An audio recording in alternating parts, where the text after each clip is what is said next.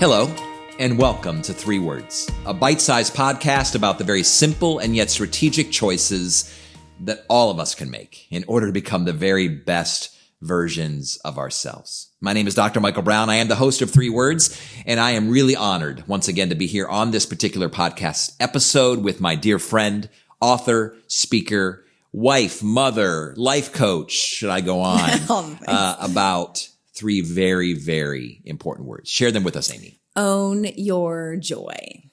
You know, I like to think about this notion of happiness versus joy. Mm-hmm.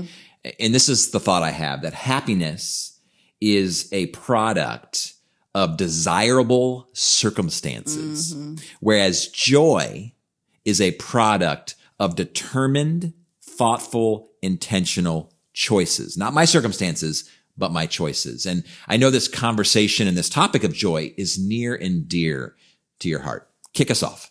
Oh, well, that's really helpful, the idea of choosing, because owning your joy, I give it away for others to own pretty often. Okay. So by nature, I don't know what this is, but I'm a blamer.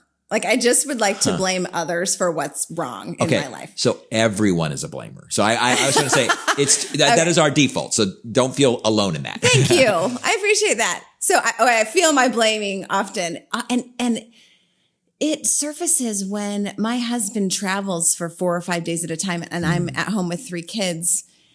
And it's like I just gave him the responsibility for making me happy or having him own my joy. So, you know, if the laundry is piled high and I don't know what to have for dinner and he's gone and the trash is out, you know, I got to do all the things, right? Yeah.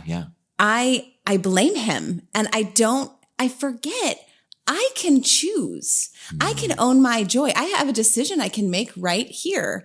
As I hear the kids fighting upstairs, do I stomp my way up there and join the crazy? Or do I quietly, calmly decide I could interrupt this with a tickle fight? I could whisper and then they're like, what is mom doing?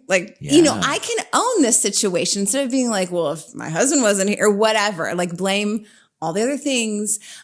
I want to take ownership for my joy. Well, as you share that, I think about all the times where I thought or even heard others say that you made me unhappy, or when you did this, it made me unhappy, or you make me, even you yourself, in this relationship, you're making me unhappy. What you're doing is you're actually turning that conversation around to say, you actually get to choose what's going on, that you can't blame. Now, granted, there may be unhappy circumstances happening in your life, but there are choices we can make to enhance and to grow and to develop joy within ourselves.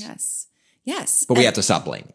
We have to stop blaming and realize, I think I blame because I can feel stuck and realizing I'm not stuck. I have a choice. I really do. In any situation, I can choose my attitude or my effort at the very least. That is so good. Attitude and effort. Yeah. So you may not be able to choose your emotions in the moment because you're feeling what you feel. I'm feeling what I feel. And you've said this all the time, and you've taught me so much in this regard. But I do get a choice of my attitude and my effort. That is so good. And it's helpful because at the kitchen sink, I can't change my circumstance. Whatever's happening, this is where I am right now. I can accept that. But what I can do is be like, well, I can do this with a wink and a smile at my kids, you know, instead of mama bear's all mad. I really can. And it's so helpful. Just the phrase, own your joy. I'm in charge of it. No one else. It's a small, sad way to live, giving that out to everybody else and you know, farming that out. I'm not gonna. I'm done. Well, I'm guessing our listeners and our viewers are watching or listening to us right now and thinking, man, that sounds really great. How do I do that? And more specifically, I want us to go deeper and actually look at, if I can, just share briefly this idea of what tend to be, at least in my life, the joy killers. Yeah. The things that are maybe at a deeper level that are actually preventing me from owning my joy. I think the first of which is grumbling. Oh. So grumbling is that general sense of under your breath kind of discontentment, because that's what we tend to focus on. We tend to focus on our discouragement, our dissatisfaction, our discontentment, and we just let that kind of brew underneath the surface. So grumbling. Secondly, is when we actually begin to express that discontentment. We complain.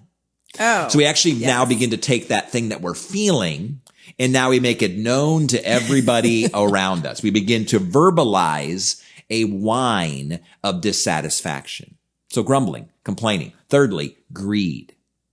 That at the very base of some of the lack of joy we have in our lives is this, we're trying to accumulate possessions and power. Yeah, that's good. And position in order to find purpose.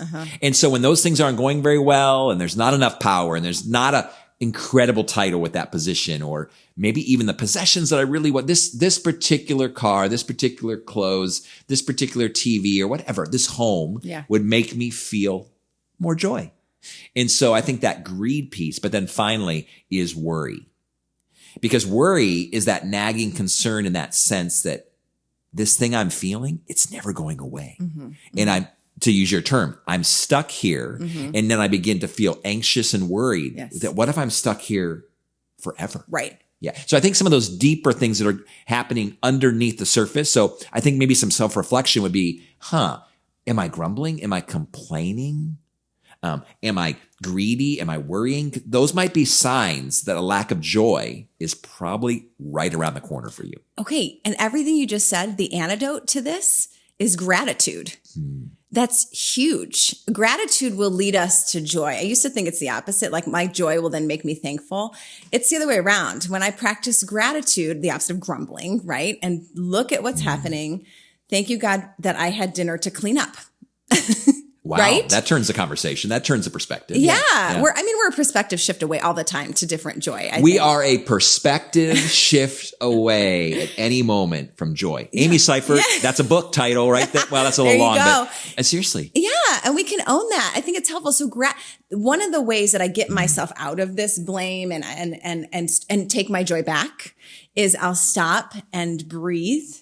And then I'll think, what am I thankful for? Like just one thing, like just get to it, name something. And that will start to snowball and get myself to some joy. Yeah. It really does. It helps. I think too, like the spiritual dimension of this is huge. I think when I find there's so many, you were just talking about this, there's so many things that want to steal, kill, and destroy our joy. But when I think about who God is in my life and the things he's given me, there's a gratitude that can flow out of that. But if I'm self-focused, it can be hard sometimes because I'm just thinking about poor me and what's all my issues and problems. And let's be honest, during this pandemic, and that's even why we're socially distanced here in the studio, is this notion, and it is unsettling. There's a lot of grief going on right now. And since you mentioned gratitude, I actually just had a conversation yesterday with a client that I don't want them to ignore their grief. I want them to embrace their grief, but then connect their grief to gratitude. Yeah. It's grief plus gratitude. I don't want you to stuff the grief. I don't want you to ignore the grief. I want you to I want you to grieve while being grateful. And I think what happens then is there's this joy that begins to bubble up as we do that. Yes. So I appreciate that gratitude piece. Yeah, it's huge. I think I just want to be done blaming and handing everybody else my joy and say, I can be in control. I have a decision here. I have a choice. Which as I listen to you, as we, meaning our podcasters, listen to you, I'm sure there's a sense that like, yes, I want to own, but let's be honest, ownership's hard. It is. Because for me to own my issues, for me to own my problems, for me to own my life, there's tremendous empowerment there. But it also means I need to take responsibility. Yes. And that can feel hard and that can feel scary. And quite honestly, there's something very deeply satisfying in blaming others for our unhappiness. And so stop, right? Let's commit together. You and me. Yeah. It's a good reset button for us today. It's a good reset button for those who are listening or viewing today. You know what? Why be miserable when you can own your joy? For life coaching, consulting services, or to hire a keynote speaker, please visit dmbcoaching.com.